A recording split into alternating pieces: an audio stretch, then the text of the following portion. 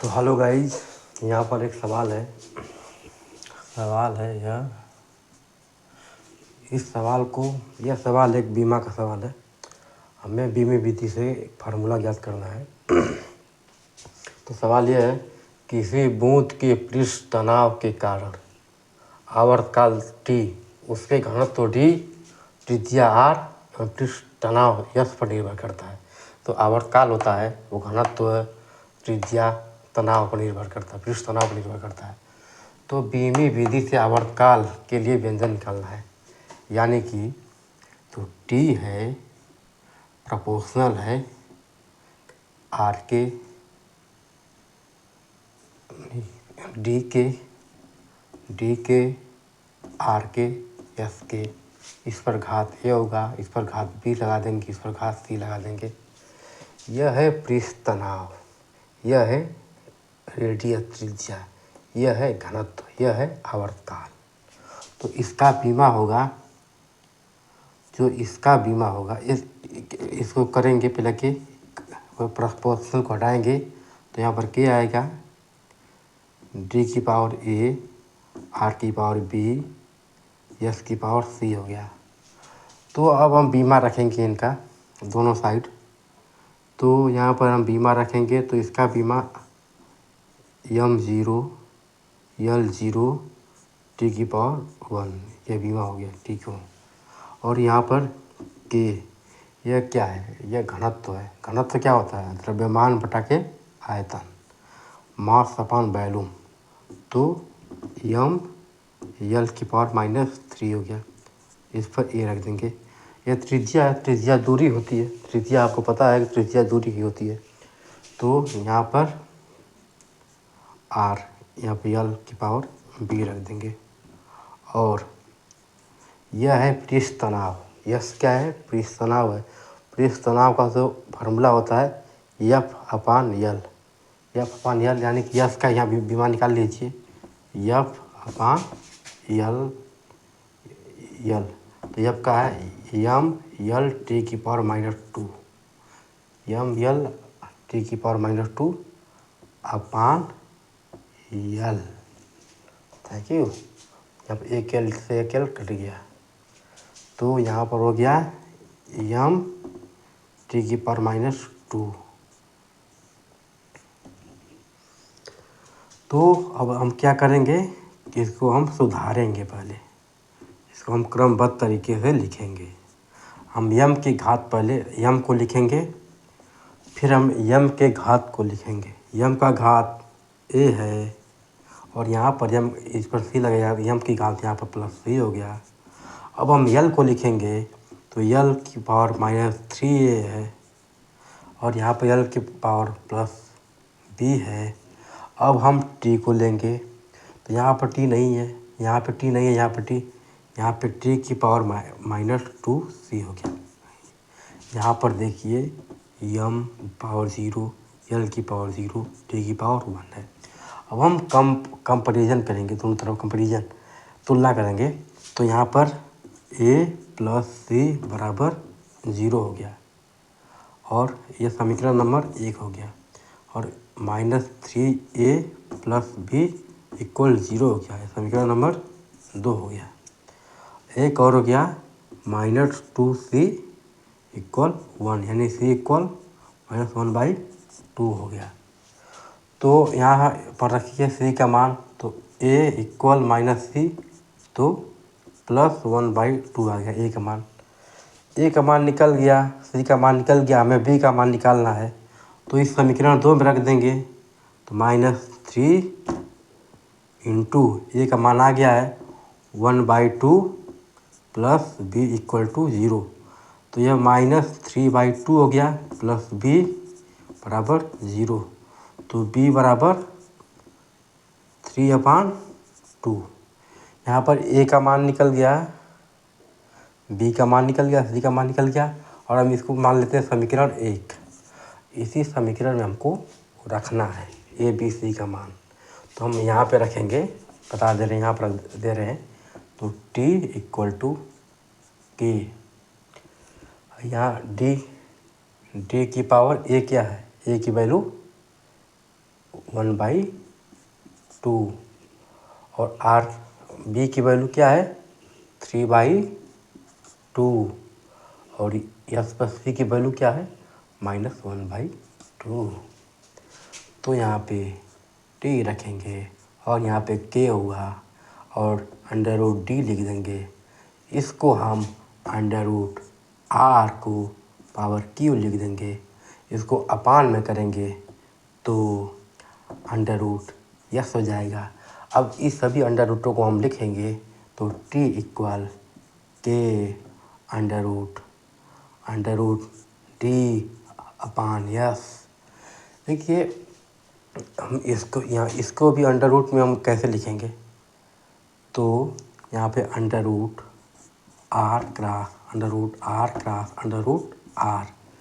तो यह r तो r हो गया, या r इसमें चला जाएगा तो t बराबर के r √d/r/s। तो अब के का हमें ये तो आ गया फार्मूला। अब के का मान क्या है वो देखना पड़ेगा किताब में। के का मान क्या दिया है, के का मान दिया हुआ है कुछ नहीं, के का मान इतना ही दिया है। तो हम फार्मूला में कुछ अलग तरीके से दिया हुआ है, इसको इस तरीके से भी लिख सकते हैं। किताब में कुछ और तरीके दिया है। यहाँ पर के लिखेंगे, यहाँ पर आर है, अंदर जाएगा तो r² हो जाएगा तो d r इंटू r² हो गया। तो के √d/r³/s यह आ गया फार्मूला। यही है फार्मूला इसका टी का। यह इसी तरह वह डिपेंड करेगा, ये फार्मूला यही आएगा। तो हम अगला सवाल अब आगे बताएंगे इससे। तब तक इसको आप नोट कर लीजिए, स्टॉप करके वीडियो को।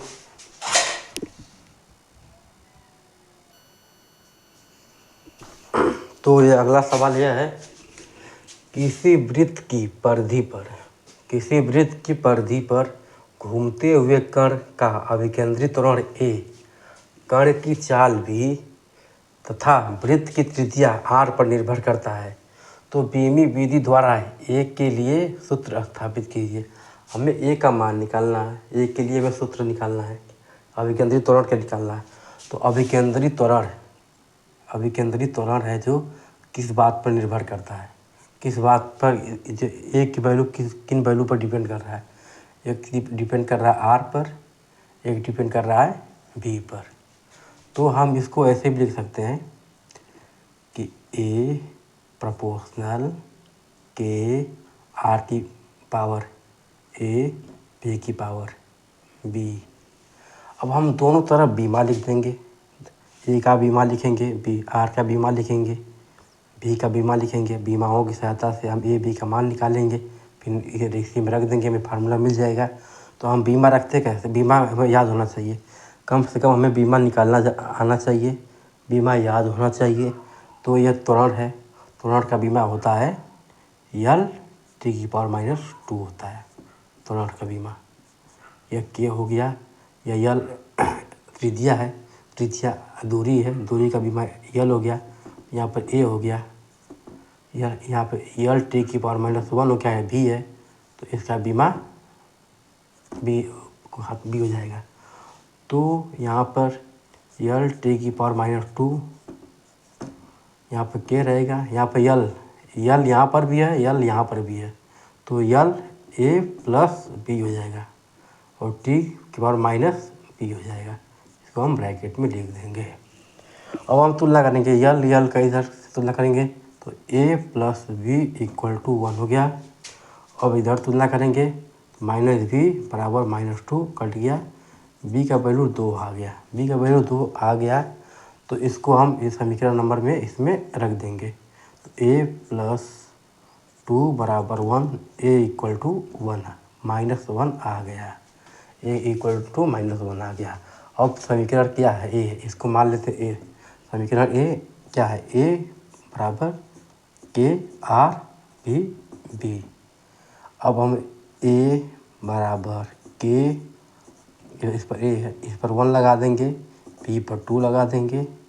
यह क्या है, वेग है, यह r त्रिज्या है, के की वैल्यू 1 होता है, एक्सपेरिमेंटल वैल्यू के का n 1 होता है, तो a बराबर या -1 है, a की वैल्यू यहाँ -1 रहेगा, यहाँ v²/r, यही फार्मूला बनकर आएगा।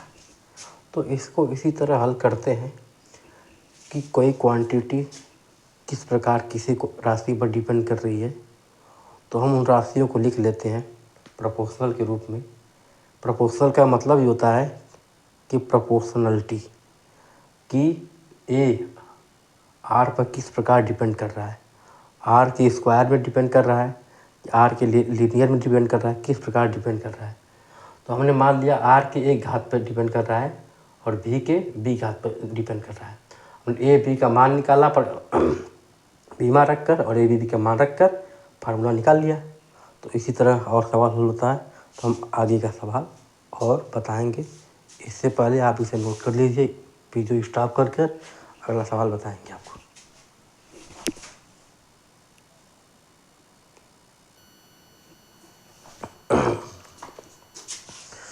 तो भाइयों, यहाँ पर एक नया सवाल है। भाइयों एवं बहनों, यहाँ पर एक नया सवाल है कि किसी द्रव में नियत वेग से गिरते हुए गोले पर लगने वाला बल F है। गोले की त्रिज्या r, इसके सीमांत वेग v तथा द्रव की चालकता गुणांक n पर निर्भर करता है। तो बीमी विधि द्वारा F के लिए सूत्र याद करना है। यानी कि जो F है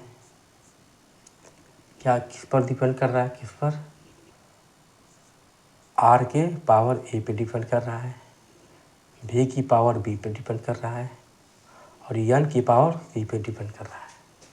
ठीक है, पता हो गया कि r की पावर a पर डिपेंड कर रहा है, v की पावर b पर, n की पावर c पर डिपेंड कर रहा है। तो हमें व्यंजन फार्मूला पता करना है, तो हम दोनों साइड का बीमा रखेंगे।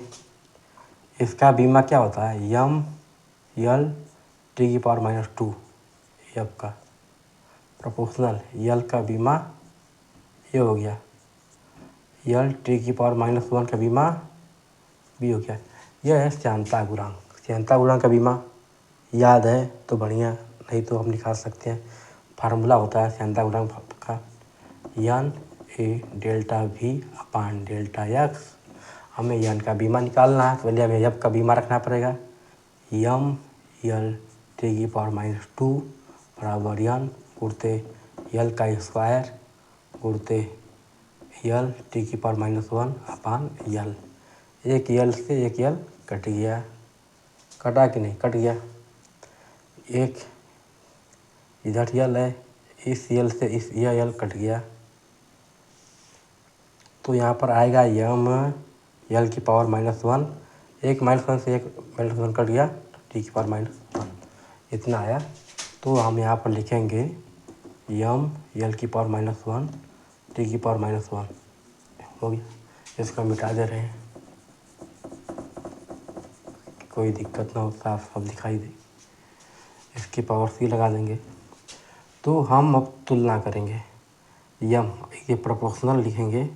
पहले हम ब्रैकेट, जो बीमाएँ होती हैं वो हमेशा ब्रैकेट के अंदर लिखी जाती हैं। तो हमने m यहाँ पर m एक ही है, इसमें m नहीं है, तो m पे c हो गया, m पे c, फिर l, यहाँ पर l पे a है प्लस l पे b है और यहाँ पे l पे -1 है, तो -c हो गया। अब हम t देखेंगे, t समय, यह होता है किस क्रम में, m के s। पहले हम m के s पद्धति में रखा जाता है ये सबको, मास, किलोमीटर, मीटर, सेकेंड, ऐसे। तो यहाँ पे हो गया t की पावर -b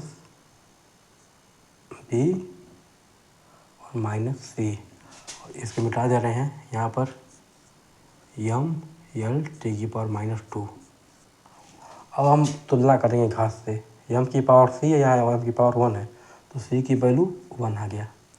यहाँ पर ए प्लस बी माइनस सी बराबर 1 आ गया, इधर 1 है तो 1 आ गया, यहाँ एल्प 1 है ना तो इसके बराबर 1 ही तो लिखेंगे।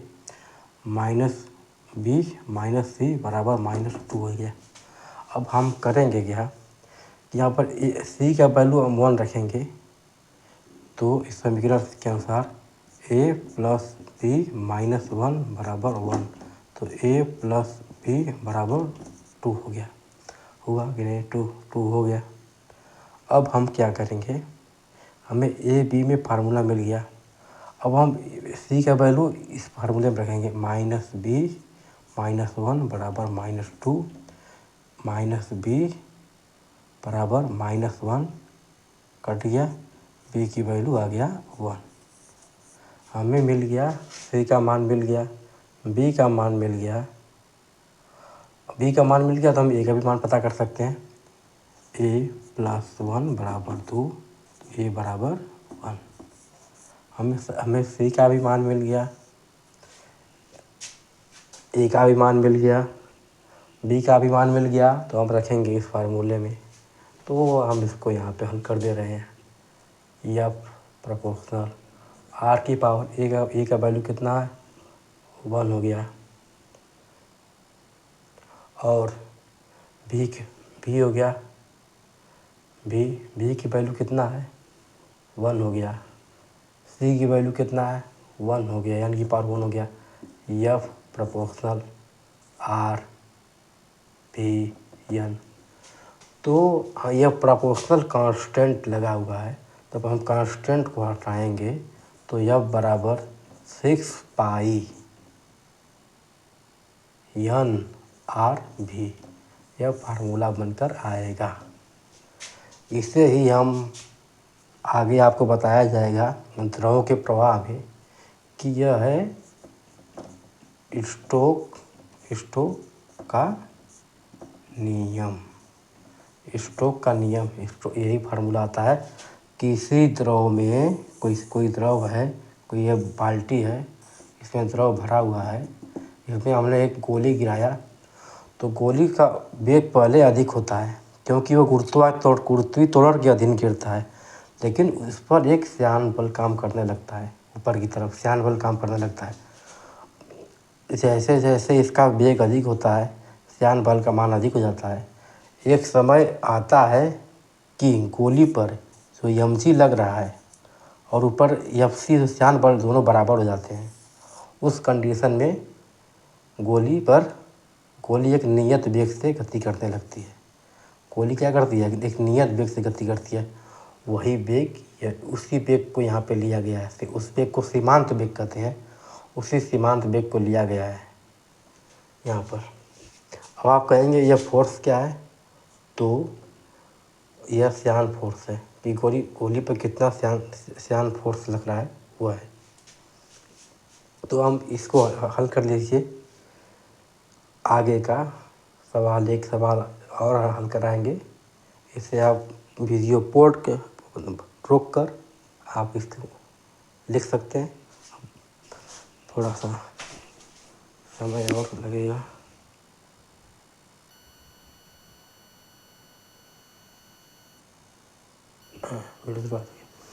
तो बच्चों यहाँ पर एक सवाल है, एक उपग्रह पृथ्वी जिसका द्रव्यमान यम है के चारों ओर r त्रिज्या की वृत्ताकार कक्षा में घूम रहा है। कोई उपग्रह है जो पृथ्वी के चारों ओर r त्रिज्या पर घूम रहा है। बीमी विधि द्वारा उपग्रह के परिक्रमण काल t यानी आवर्त काल t के लिए सिद्ध कीजिए कि t प्रोपोर्शनल √r³ होता है, जहाँ g एक गुरुत्वाकर्षण नियतांक है। तो आवर्त काल के लिए हमें व्यंजन निकालना है। आवर्त काल किन किन बातों पर डिपेंड करता है, एक त्रिज्या के ए पर डिपेंड करता है, और एक गुरुत्वाकर्षण नियतांक g⁻b पे नियतांक करता है, और किस पे करता है, द्रव्यमान पे करता है, द्रव्यमान यम पे। यानी कि जो वैल्यू दिया हुआ है हमें, जो राशियाँ दी हुई हैं, हमें टी भी दिया हुआ है, तो हमें पता करना है कि टी इन राशियों पर किस प्रकार डिपेंड कर रहा है। तो हमें यही पता है, ये भी इस पर सी लगा देंगे। तो हमें कि टी किस प्रकार इस पर डिपेंड कर रहा है, मतलब क्या फार्मूला बनेगा, इनमें क्या रिलेशन आएगा। तो यहाँ पर टी का हम बीमार लिखेंगे, टी का बीमार समय, तो टी हो गया, जो प्रोपोर्शनल कर देंगे। यहाँ आर यल हो गया, यल की वैल्यू ए हो गया। आपका गुरुत्वाकर्षण नियतांक आपको पता होगा, तो सही बात नहीं पता है तो इस फार्मूले से आप निकाल सकते हैं। बराबर capital G m1 m2 upon R square. यह का होता है यम यल टी की पावर -2 होता है, इधर गया तो यल स्क्वायर हो गया, अपान में एम स्क्वायर हो गया, तो एक एम से एक एम कट गया, तो -1 यल की पावर क्यू टी की पावर -2, यही तो आएगा। तो यहाँ पर रखिए एम की पावर -1 यल की पावर क्यू टी की पावर -2 बी, और यह यम है तो यहाँ पर यम की पावर सी हो गया।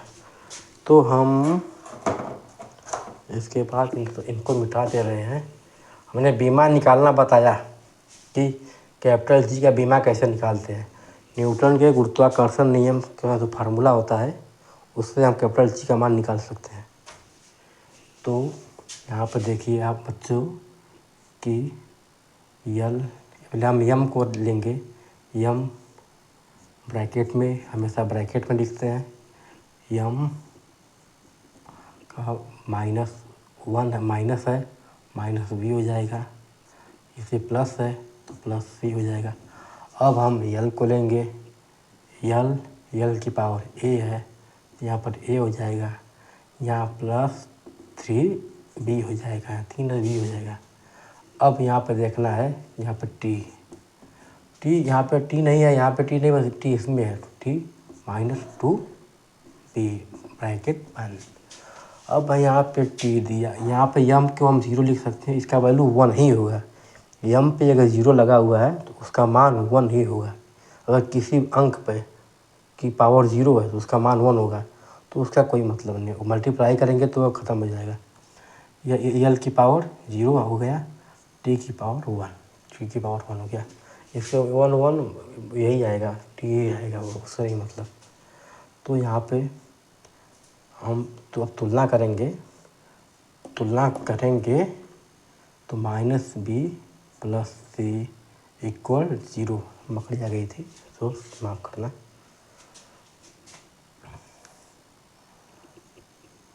यह हो गया, और a + 3b = 0 हो गया, -2b = 1 हो गया, तो b का वैल्यू -1/2 हो गया, b का वैल्यू -1/2।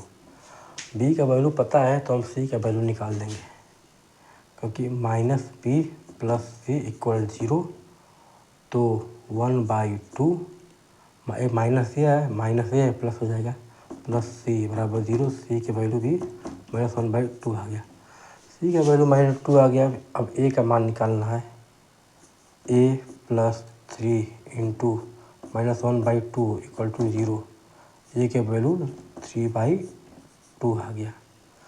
तो हम इसको यहाँ पे रख देंगे, समीकरण नंबर, इसको हम a मान ले रहे हैं, a में रखेंगे हम। तो t प्रोपोर्शनल r, a का वैल्यू कितना आया है, a का वैल्यू 3/2 आया है, 3/2 आया है, और g की पावर कितना b है, यह -1/2 आया है, -1/2 आया है। यम की वैल्यू, c की वैल्यू कितना आया है, -1/2, यम की पावर -1/2। तो हम इसको करेंगे क्या, यहाँ पे t लिख देंगे, प्रोपोर्शनल r की पावर 3/2 हो गया, यह माइनस दोनों है तो यह अपान में चले जाएंगे, कैपिटल जी यम हो जाएगा। ये भी अंडर रूट में होगा, यह भी अंडर रूट में होगा, लेकिन नेगेटिव है तो कब ऊपर से नीचे आएंगे तो पॉजिटिव हो जाएंगे ना, तो इसको अंडर रूट में हम लिख देंगे। तो समझ में नहीं आया तो हम बता दे रहे हैं पूरा आप लोगों को। तो टी प्रोपोर्शनल r की पावर 3/2, इसको हम 1/, कैपिटल जी 1/2 लिख देंगे, 1/1 यम 1/2 लिख देंगे। तो टी बराबर r⁴ लिख देंगे। ये अंडर रूट जी हो गया, अंडर रूट यम हो गया। तो यहाँ पे हम इसको हम क्या कर सकते हैं, 3/2 है तो अंडर रूट r⁴ होगा, r⁴ होगा। ऐसे इसको लिख सकते हैं। 1/2 अंडर रूट में हो गया और 3 का स्क्वायर हो गया upon under root capital G M हो गया। हाँ, तो यह प्रोपोर्शनल ही रहेगा ना, प्रोपोर्शनल रहेगा, टी की पावर प्रोपोर्शनल ही रहेगा। एक आर निकल जाएगा बाहर और एक आर अंदर ही रहेगा और एक under root capital G M हो गया। अब इसको एक साथ लिख सकते हैं, T proportional R under root R capital G M, यही फार्मूला आएगा। यही फार्मूला टी इसी फार्मूले पर, इसी प्रोपोर्शनल पर निर्भर करेगा। तो थैंक यू गाइस, इतना सवाल आप लोगों को बता दिया। अब इससे क्लास में अगला टॉपिक पढ़ाएंगे। वह टॉपिक होगा फिजिकल क्वांटिटी के बारे में। जो फार्मूला होता है फिजिकल क्वांटिटी बराबर पी बराबर एन यू, न्यूमेरिकल संख्या और मात्रक, जो मात्रक का गुणनफल होता है वो नियत होता है, उसके बारे में हम बताएंगे कि कैसे एक मात्रक के वैल्यू को दूसरे मात्रक के वैल्यू में कैसे बदलते हैं, तो उसके बारे में हम बताएंगे। ये इतना सवाल बता दिए। Thank you.